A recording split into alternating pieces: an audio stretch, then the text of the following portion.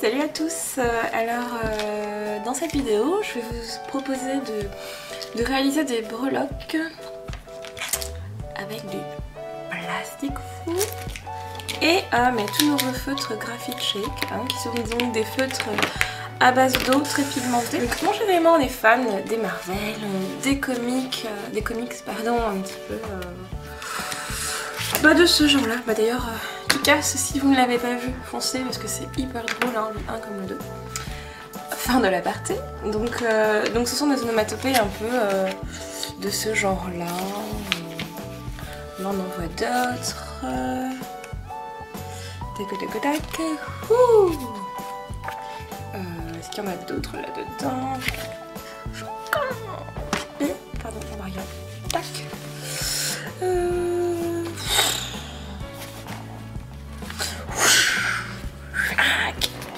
Etc. Alors, je vais vous faire tous les bruitages. Mais alors l'avantage du plastique fou c'est que mais pour le principe en fait, donc il y a une face lisse, donc vous voyez qu'elle est brillante, et une face mate, voilà, je cherche le mot. Donc c'est sur cette face mate qu'on dessine. Alors c'est parti, donc un truc tout bête, hein. Boum.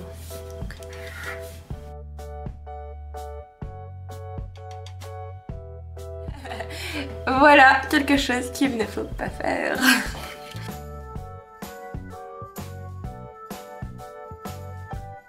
Alors, je ne sais pas si je l'ai filmé ou pas, donc j'ai rajouté un pot en fait. Et donc là mon boom est sec, donc je fais les contours en noir. Alors faut savoir que, comme je vous l'ai dit au début de la vidéo, quand je vais faire cuire ma feuille de plastique fou, le motif va rétrécir. Donc là, si je fais une bordure noire de cette épaisseur, on ne la verra quasiment pas, enfin vraiment très peu, une fois le motif rétréci. Donc en fait, je vais la faire assez épaisse.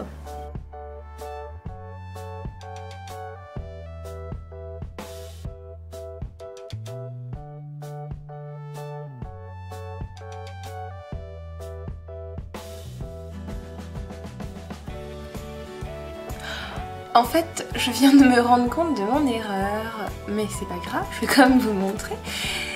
C'est que je l'ai fait à l'envers. Salut, c'est moi Tipeee, je suis Cruche. Oui, donc en fait ils sont à l'envers parce que ce qui nous intéresse, c'est la partie brillante. Et là, c'est un peu écrit à l'envers. C'est n'importe quoi en fait.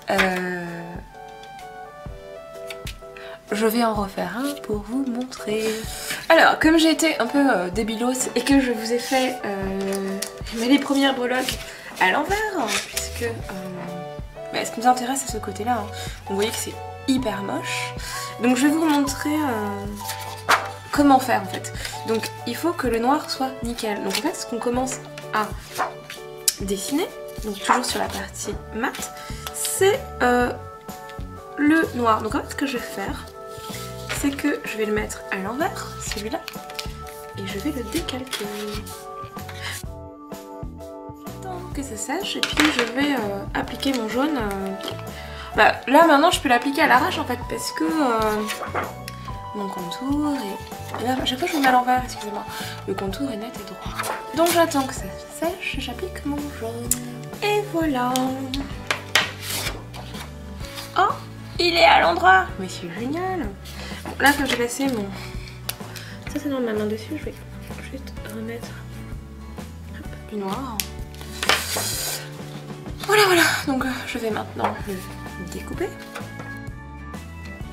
Alors, pour faire cuire mon plastique fou, donc je vais utiliser une gun, mais vous pouvez tout à fait le faire passer au four quelques minutes. Ça marche très bien aussi. Hein. Donc, je vais utiliser un cure-dent pour aplatir ma forme en fait parce que j'ai farnacé juste avant et en laissant faire le plastique fou tout seul, en fait ça s'est collé. Ça s'est collé sur les côtés et c'est raté. Donc hop, j'essaie de bien maintenir ma forme pendant que ça chauffe et puis on va voir ce que ça donnera. Je pose. Alors pas forcément quelque chose de lourd mais quelque chose de plat pour aplatir ma forme. Et waouh.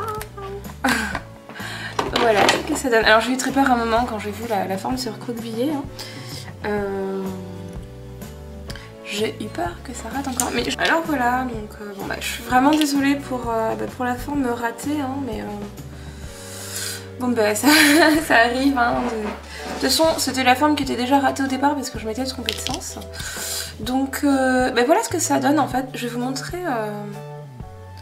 Donc pour vous montrer la taille, parce que je l'ai décalqué, hein, donc au départ c'était grand comme ça.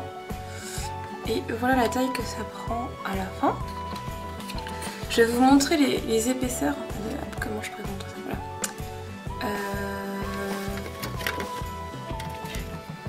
Donc vous voyez quand même que la feuille était très fine au départ. Donc on a une breloque assez épaisse, bien brillante, d'accord. Donc vous comprenez pourquoi. Donc on a une partie mate, donc c'est la partie sur laquelle on a colorié, et une partie brillante en fait. Donc c'est la partie qui nous intéressera. Si je veux le monter en bijou ou en pendentif, c'est vraiment la partie qui doit ressortir. Ça marche aussi avec des crayons de couleur. Hein. Vous pouvez très bien faire votre dessin au crayon de couleur, ça marche pareil. Moi je préfère utiliser ce genre de feutre parce que je trouve qu'on a un effet bien plus flashy. Mais il faut savoir que même avec des crayons de couleur, comme la forme rétrécit, les pigments vont se concentrer.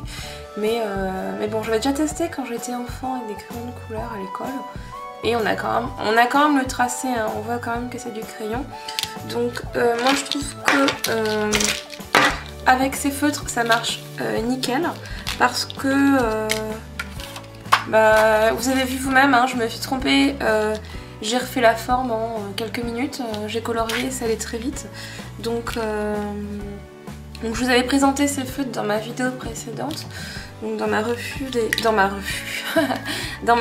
des feutres Graphite Check. Et moi je les adore. Hein. Donc je pense que je vais encore faire plein de créations avec. Que je vous montrerai bien sûr sur mon blog ou en vidéo si j'en ai l'occasion. Et donc je vous les recommande vraiment. Hein. Je vais vous mettre un lien vers mon article précédent pour vous montrer un petit peu où les commander. Hein. Moi je les ai pris sur Créavea. Donc je vous mettrai tous les liens. Je vous mettrai un lien aussi vers le plastique fou en fait si vous voulez en acheter. Voilà, donc du plastique fou, des feutres, un four, des ciseaux. Donc vraiment avec très peu de choses on peut faire des petites breloques bien sympas. Donc je pense que un bag ça peut le faire. Hein. Voilà, écoutez, je vous fais des gros bisous et puis je vous dis à très bientôt. Salut!